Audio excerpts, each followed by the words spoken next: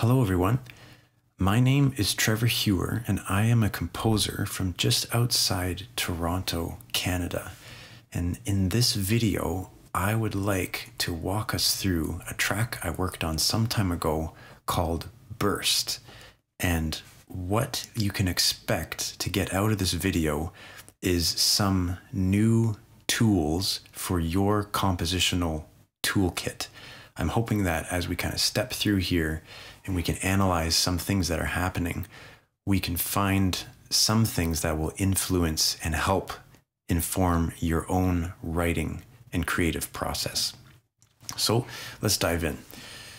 The main thing that this piece Burst is about surging forward, leaning forward, always this sense of you can barely contain yourself before you're so excited about doing something that you just want to jump right into it. The same way that a dog also just explodes in energy after you throw one of its favorite toys, something like that.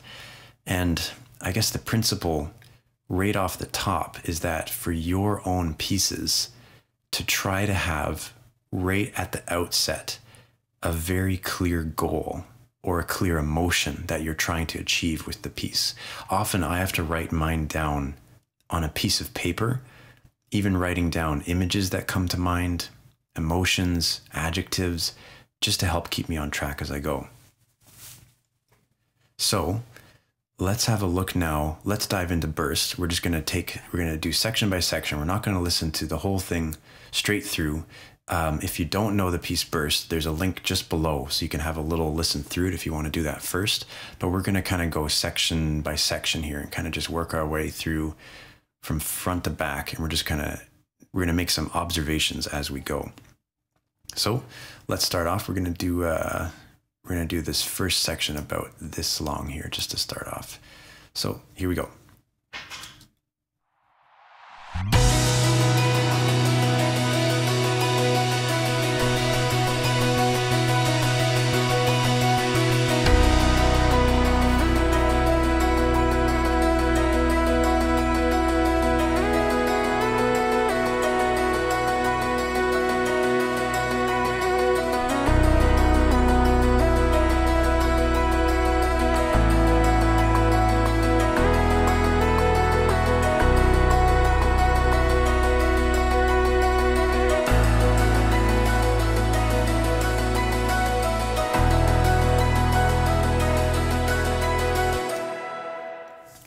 Okay, so the first observation with this piece is that the time signature of this piece is kind of unique. It's actually in 12/8 time, which is the same thing as 4/4 time, but everything is triplets. Triplet, triplet, triplet, triplet, 1 and a 2 and a 3 and a 4, which immediately in this case happens to give this piece a bit of sort of peppy enthusiasm right out of the gate. Now this wasn't actually planned, but I was sort of curious about exploring a piece with the idea of this time signature, just because I've heard it before and it was a very kind of unique. I loved the kind of enthusiasm of the time signature, but it happened to serve the goal of Burst quite well, in that it immediately out of the gate gave it this kind of sense of enthusiasm and kind of looking forward with positivity. So that helped. The principle for that is for your own music. If you are finding that maybe it's not quite working out as you planned, or it's just something's just not jiving, try switching up the time signature. Try switching to maybe 3/4 time, or try switching to 6/8 or something like that. It's usually not too difficult to kind of shoehorn an idea for a melody or chords into a different time signature. And that might actually be a way around writer's block, something like that. The next observation about this area is the key center that we're in. So now we are technically the main tone center of this piece is B right now, except we are not strictly speaking in a B scale. If we were in a B scale, we would have something like this. with an A sharp. But where we are right now, we have this A natural in here, which puts you in a fancy mode called Mixolydian, which is a fancy way of saying you are somewhere else. I won't go into the theory behind it right now, but something to be aware of in your own writing, once you kind of know what character you're after, is to have a good grip on what the modes of music are. Now, I think there's technically 7 different modes. I think maybe 3 of them, maybe 3 or 4 of them are sort of more common, but each one of them has a very unique kind of character to it. So right off the top, you can see it in the synth part where this should have been an A sharp, but this A natural gives it away that we're in Mixolydian here. And the result of that is that we are in a very suspended, unresolved state, but we're hanging around there. It doesn't actually resolve. It's actually going to resolve over here in section 2, what I called verse 2. But yes, the principle here is that just be aware of what the modes are, and if you can use a mode, a particular mode, to further your goal in the character that you're working toward. In this case, it wasn't exactly planned. I think the main thing with Burst is that I had this melody in mind. Let me actually play it just so we can take a listen to it. Let me see if I can just solo this with the bass here so we can just have a listen to what it's going to sound like. And with the metronome there.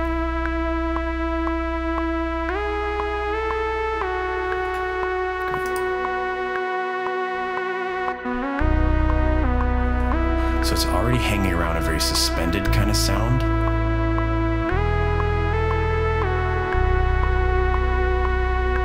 Yeah. The effect of being in this mode, by the way, with these A naturals in here, is that this is kind of a dominant sound, which is, the whole thing is unresolved and unsettled, which happens to help Burst out well, in that it's sort of propelling you forward, that, hey, we're not totally resolved yet. We're going to get there eventually. All right, let's scroll a bit ahead. We're going to listen to, I believe, the pre-chorus into the chorus, and we'll keep going.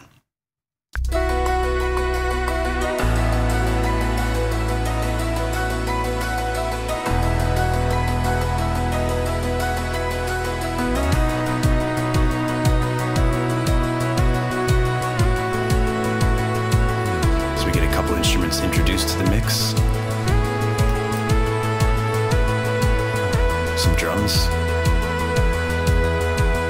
Some soft strings here, I think.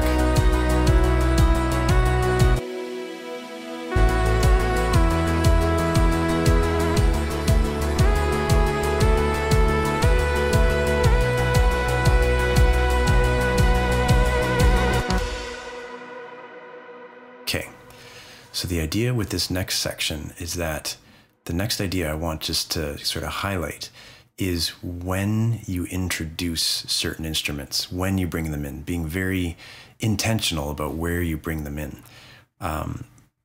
What you can do with that is, if you're very careful about it, even something as simple as an instrument joining the texture can automatically give it this sense of being thickened and a sense of anticipation. So for example, something that we're going to see later is that, let me just sort of highlight this next section here, is that you'll see later on these strings, where are they? I think they join somewhere, yeah, right there, right in the middle of the section. And then right later on in the middle of the, what I call the bridge, you have some brass players entering, and even this guy as well. So the principle with that is just being very careful about where you introduce things. So we're entering into a new section here, which is kind of a little build. And what do we have? We have a new instrument sort of joining what I call like the timekeeper group, or the ostinato group. Let's just rewind a bit.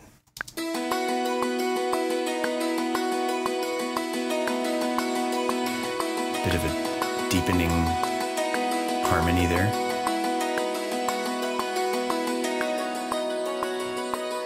And then I think this is paired off with a hi-hat that enters the texture there. If I recall, yeah, a couple of timekeepers there. So a bit of a switch, kind of. It's like what happened there is that the instruments off the top were kind of these sort of plucked or struck instruments, but it kind of morphed a little bit so that we still needed the timekeeper needed to keep going throughout this whole thing. The timekeeper is actually a major, I guess, the rhythmic motor of the piece that drives a lot of it. But to not have it stick around for too long, trying to transition it over to new areas, I believe, as well. Something that joins the texture. Let's just see what we got here. So we're approaching the first chorus, and we kind of want to keep going with this sort of looking forward, building anticipation. Now, something that's interesting is that this chorus does actually, or actually the idea of the chorus doesn't fully get delivered until way late in the piece, where you get everything, you can see everything is stacked. There's quite a lot going on. But this first chorus is actually sort of a soft building chorus with this synth kick is the main drive there. The second chorus gets a drum kit added, but it's still building. We'll get there in a moment. But only the third one is actually sort of the full expression of everything. And that kind of gives you the sense of this major crescendo happening throughout the whole piece. Okay, let's see for now. Let's hit this chorus, and then we'll see if we can make it over into the next verse. Here we go.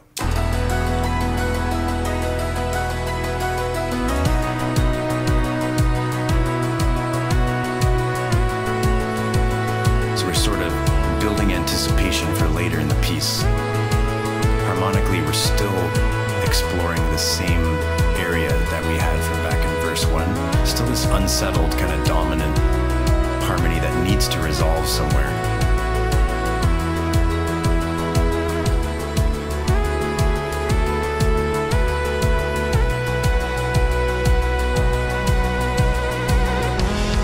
So there's actually the resolution right there. We'll keep going for a bit.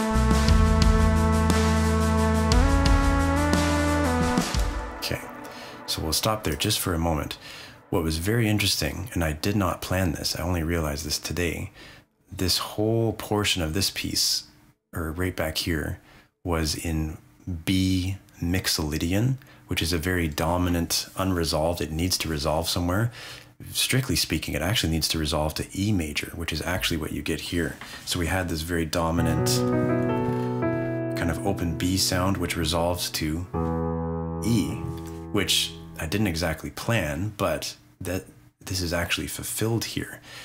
And the idea there, the principle for your own writing is that, and I didn't exactly plan it to do this, but there is a principle here I think we can sort of observe, that sometimes the art of composing, it's kind of like a dance between delaying and fulfilling your listeners' expectations.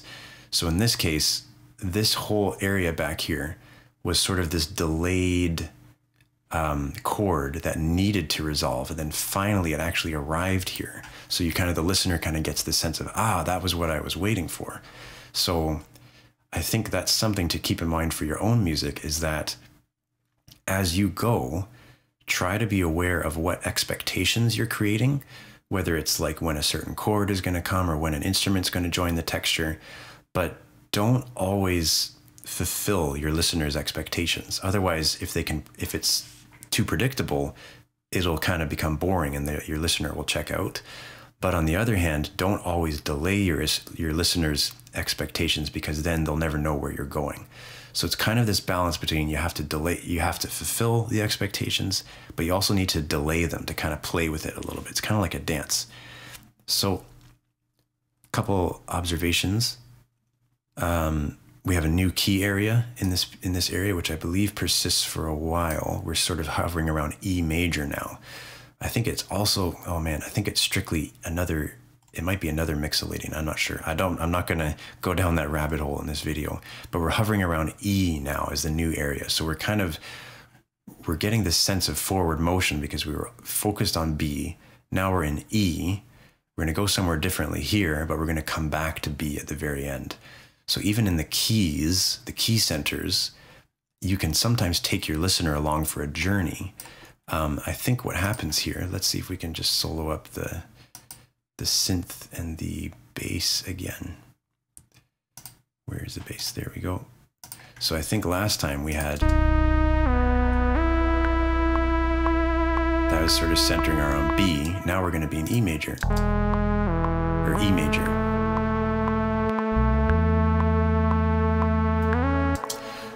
So it's a sense of development even as we go along there. Let's see what else we got here. We have new instruments joining the mix. We have percussion, which is created by a drum kit, combined with a group of snare drums. So this is going to be the major driving thing. So we have sort of a partial groove here. Later going to be explored where you can see there's a lot more percussion stuff that's joining the mix later on. So we're trying to withhold sort of the big guns until later on, still trying to serve the main goal of burst, which is always this looking forward idea. So we have new sounds, we have a new key area. Let's just listen to it for a bit. Oops, too far. Back here, here's where it starts.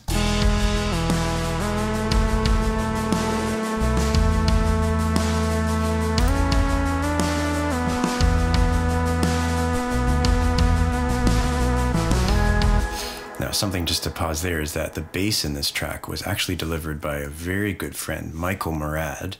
And something I learned in this track is that he suggested to do a lot of it with a pick. So listen to this. There's the pick on the bass. And let's see if we can go even over here where it's a bit deeper.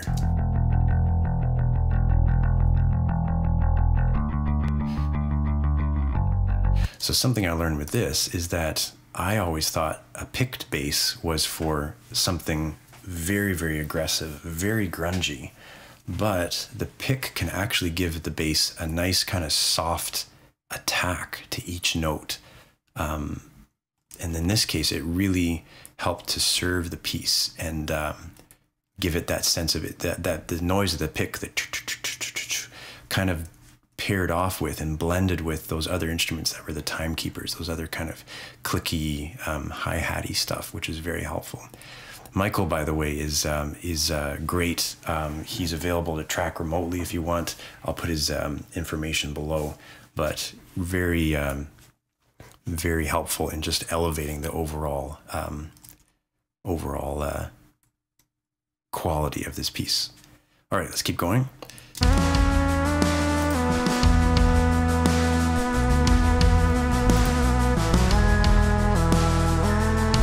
Element there,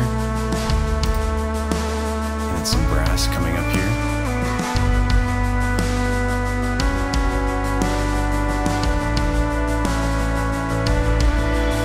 So I'm going to hold it just there for a second before we keep going. Another principle here is that here are some instruments, this celesta, that kind of joined on top of the theme. Let me see if I can put this, where's our lead synth here? Kind of just to thicken up an idea that was there.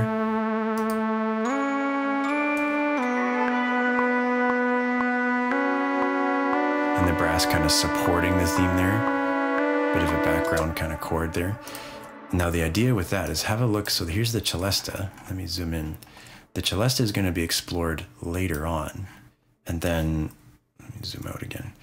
Same thing with the brass. The brass just appears here just to kind of thicken this little build into the next course, but you can see that the brass is actually going to be featured later. And I guess the cool principle with that is that just try to be mindful. If you bring in an instrument, try to see if you can get more mileage out of it later. The celesta in this case, the celesta and the brass both lent themselves well to, this is a quieter section here. Actually, both through here, this is a much quieter portion. And reusing these instruments later was very, very helpful. So try to always think horizontally whenever you bring in an instrument. Where can I use this again later? Okay, let's keep going through. Let's start on this pre-chorus again, and we're just going to go through this next chorus here. So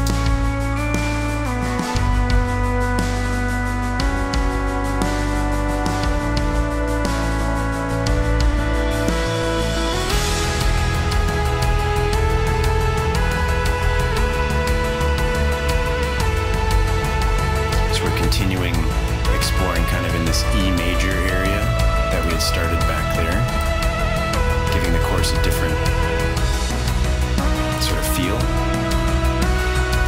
There's violins joining.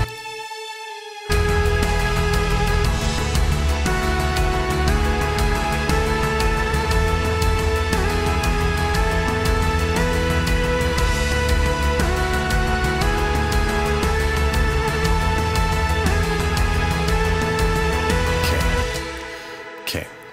So off the top, we have some new instruments joining the mix again. Sort of before we had these, this sort of ostinato figure from back here. And then just to keep the same function, but a bit of a different tone, you kind of get the addition of the glockenspiel. So they're doing the same purpose, but it's a bit of a different, sort of an evolution out of that.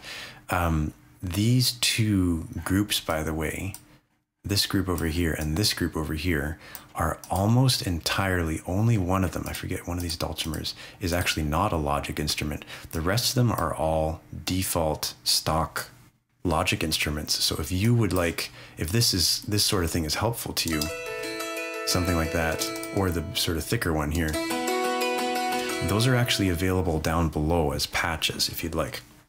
And it should work if you've just got Logic Pro 10. Okay, so we had that new sound. I think one other new sound that happens is in the synthesizers, we've actually got, let me put our bass back in here. So let me just mute some of these. We have a couple sort of thickening elements here. Let's just zoom in. So here's, from before we had our bass and our synth. So let's just play this. But we've added a couple layers in here. Kind of an octave motion thing on top. Here's sort of a background, sort of radar blip kind of sound. And then down here is actually a synth bass. You can hear it kind of panning around there. Let me just get out of this again. So we had, here's the bass, or sorry, this by itself. Doesn't actually sound that good. It's kind of panning around. But this is kind of to augment the bass. Sort of just doubling it. And the sort of culmination of that is that these ideas are being thickened and built out. And the principle with that is that as you get through your piece, as you sort of, maybe as you reuse certain melodic ideas, you can thicken them up as you go. See if, like, you know, for example, the bass is pretty constant, but see if you can sort of augment that with something that sort of heightens the quality of it, and that can kind of, you can just thicken and build out your ideas as you go. Here's again is another instrument joining the mix. This idea of joining halfway through, I really like this because it gives you this sense of forward building. Here's where the violins enter, and you can see that later the strings are going to be explored more fully. So this is kind of like a foreshadowing for later, in the same way that the celesta foreshadowed later, the brass here foreshadowed a later thing. So it's kind of a neat, that's a neat compositional area, or sort of principle to be aware of, where you can continue this sense of development. Now, one thing I wanted to highlight, so let's just look at the length of, so the first chorus was 16. You see length is 16 there, which is very typical. This next chorus has a tag added on the end, a four bar tag, which I believe was just a repeat of the last chunk of it there. So I'm just gonna mute our percussion so we can listen to it here. I'm gonna rewind to our first chorus, 1, 2, 3, 4, and just listen to the last 4 bars of it. This is kind of the last leg of the chorus, so to speak.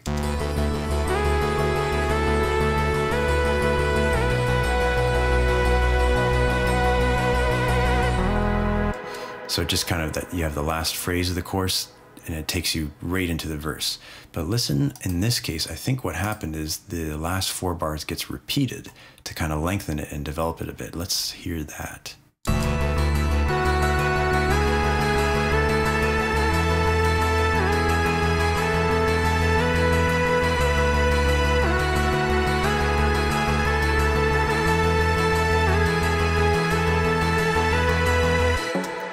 So before getting somewhere, this is this idea of delaying your listener's expectations, because last time, burst just flowed right out of the chorus, boom, and sort of handed you off right into the new area. And you almost would have expected that. You would have expected, I wonder, see if I can sort of be fancier. You can do this skip thing. Let's listen to this. You could have skipped over it. Here's what it would have sounded like.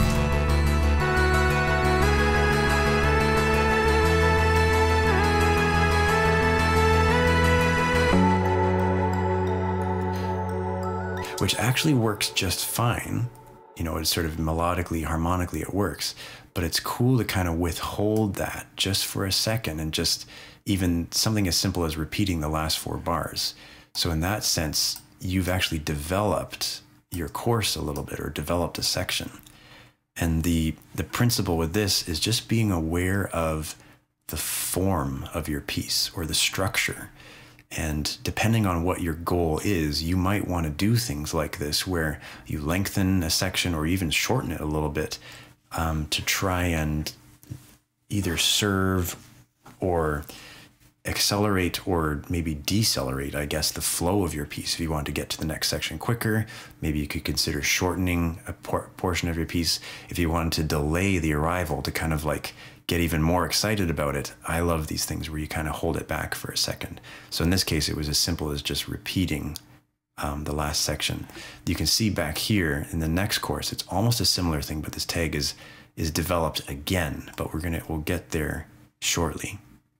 Okay, so let's go, now we're gonna explore this section I've labeled bridge. These are kind of just, I could consider this verse, chorus, even pre-chorus, bridge. It's kind of pop section labels. You could have just called it A, B, and C if you want.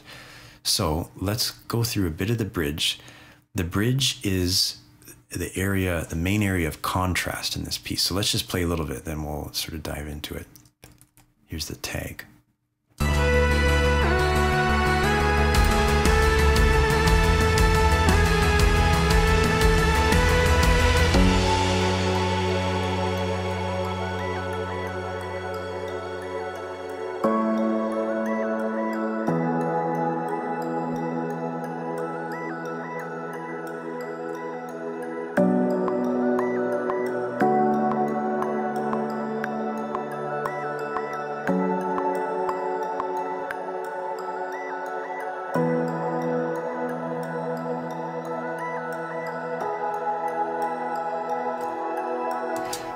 That's the other really interesting thing about being in 12/8 time, is that this timekeeper, you can kind of have this cool cross rhythm against the actual beat.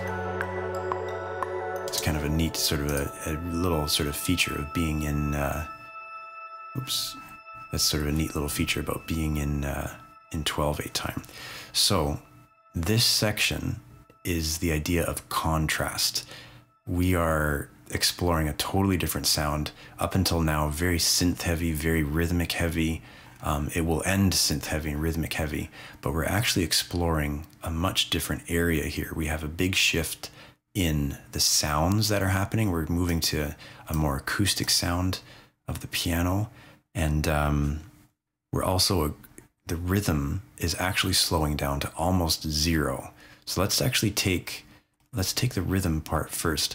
I think when I first was thinking about burst, I thought that the rhythm in here would be actually 0, like nothing, that you would just have just the sound of the, let me just see if I can mute this. See if I can, where's this other guy? So with no time at all. But I found you kind of lose the sense of the beat too much, so we needed a couple of these, just sort of a descending thing there. Where are just a couple of elements just to help. And this is just sort of an up and down figure. Just something to keep the sense of time a little bit. I found that the contrast was actually too much when you had no timekeepers there. And then the other interesting thing is that, so yeah, we had a very synth-heavy sound shifting to a very piano-centric sound. Actually, let me do it this way. Which this is a very interesting, this is the sound of a piano. And I think this was the Spitfire one, if I remember, yeah. Layered with actually the una corda, just the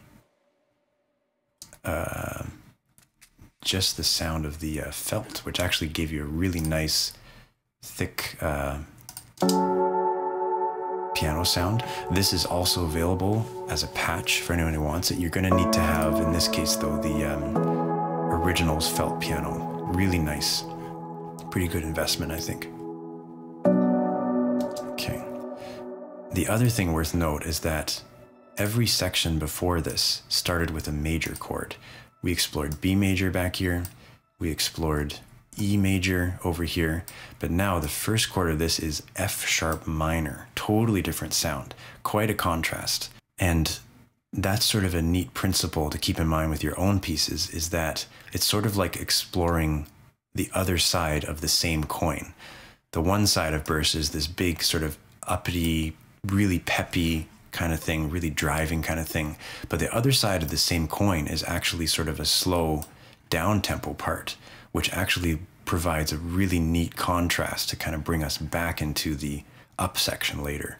So a big important principle for your own pieces and compositions is to explore this idea of contrast, to kind of flesh out and explore the depth of of your sort of emotion or your character that you're going for. Okay, so let's go through the bridge here, and we're going to pass into the next section here.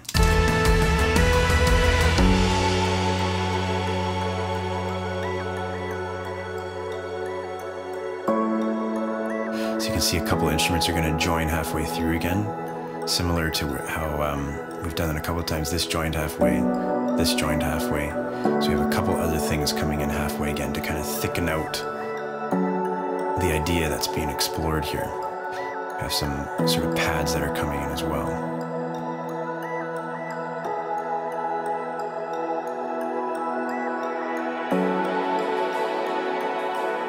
So we're getting a bit of the timekeeper coming back. There's the brass.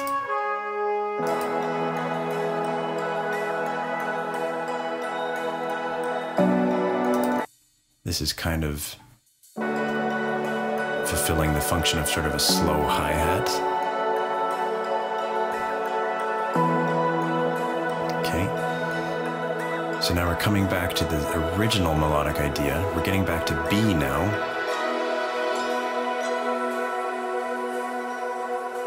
So we're sort of exploring this idea. This is the same idea as back here. Let me just mute this again. So it's coming back in a much softer, just sort of exploring it with a different character.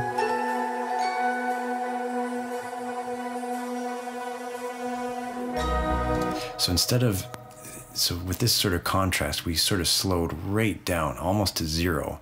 Instead of exploding back into full 100%, burst kind of ended up stepping, and this section was actually an accident. I don't remember how this got here, but it actually served well to kind of transition from this very slow down part, kind of getting up a little bit into the big up part here.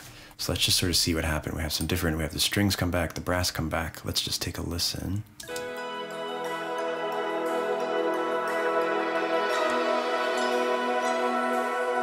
So familiar theme. Different instruments. And we're going to sort of thicken it out here. Here's halfway again.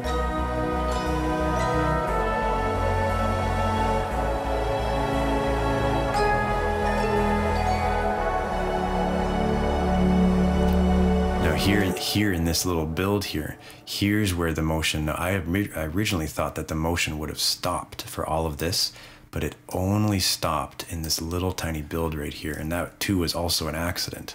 I originally had something there, but I found that to kind of heighten the contrast just before we exploded back into the big portion, to kind of bring it right down to zero, to kind of cause the listener, again, to kind of sit forward on the edge of their seat, which is kind of the picture I had in mind for burst.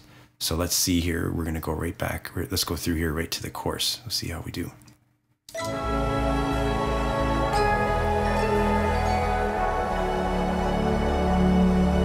This is going to propel us back.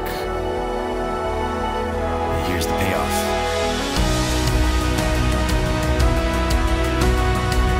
So we have a thicker groove, other elements joining. Now we have the strings that are sort of really being fleshed out from earlier. Timekeepers are back. Here's the celesta coming back.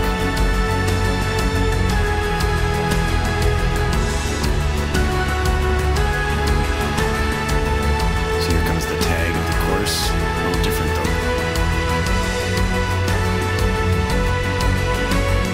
So let me just stop there for a second. What happened last time is that to develop the development back here looked like just repeating this area straight over, but instead of doing the same thing again, the progression somehow wound up with this sort of upward rising progression, which actually takes you to, I think, the high point of all the melody. It sort of reaches a high point here. So again, that's sort of being aware of your form and trying to develop things even as you go, just to kind of even take it sort of a level further. So let's have a little listen there again.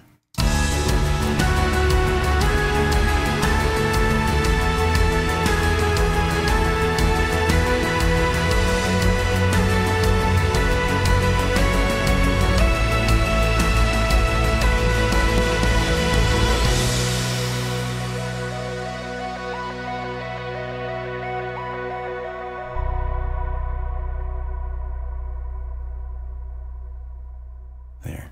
And by that point, burst has said all that it's going to say. All right, so kind of just to wrap up here, some of the tools you can think about, sort of the biggest level is the form of your piece. Just being very aware of, you know, how long sections are, if you can like repeat content in a different way later on, if you can lengthen it, if you can develop, if you can sort of develop certain ideas and kind of do them in a different way later, all leads to this sense of looking forward.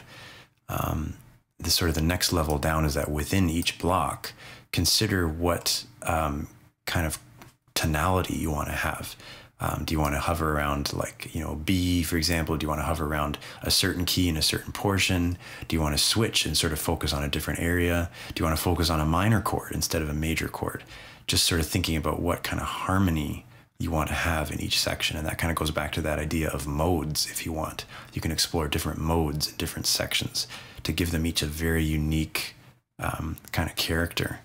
A level down from that is what instruments you want to have, the color, you know, this idea of taking, you know, in this section, the timekeepers sounded like this. In another section, they sounded like something else. You know, you introduce different elements in different places. The idea of bringing things in halfway through, I really like that kind of layering sounds to build up sort of your sonic color palette, so to speak. A layer down from that is what kind of rhythm you want to have in each section. Do you want to have something big, long, and flowing and drawn out? Do you want to have something really choppy and really sort of bustling with energy? And I guess the sort of the big takeaway here is that something that I'm a real big fan of is thinking vertically with your composition and thinking horizontally as well. And what I mean by that is when you think vertically, you're kind of considering how instruments stack up at a certain moment in time. You know, how does the lead sit on top of the bass? How does that sit by, how is that supported by the percussion? So vertically, how the instruments stack up, but also horizontally, how they unfold over time. You know, if you have an idea here, for example, try and explore it more later. If you have an idea with, say, a certain group of instruments, try and milk more out of it later.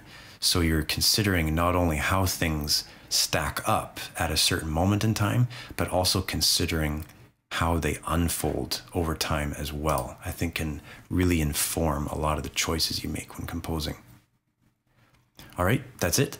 Thank you so much for taking the time to kind of walk through these things together. I hope you got something helpful out of that, some tools to think about when you compose and produce your own music. If you are interested on feedback on your own pieces, there's instructions down below about how we can set that up. But thanks very much for your time. I hope to put up some videos like this moving forward, so we will see you again soon.